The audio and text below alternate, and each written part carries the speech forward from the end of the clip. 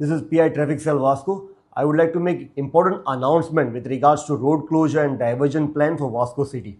Southwestern Railways are commencing the laying of blocks for new railway underbridge at near Tanya Hotel from the 20th of November 2025.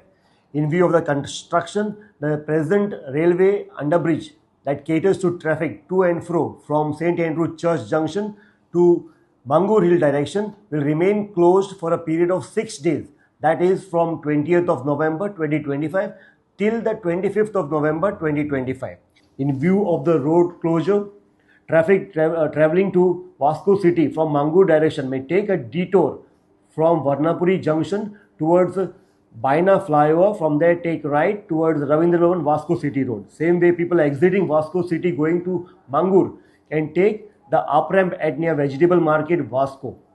Resident of Maimole, Orule, Belabai, Meslavada, Butiabat can take the Butiabat Baina Road. It is kindly requested to all public to take note of the road closure and diversion plan and to cooperate with the traffic arrangement.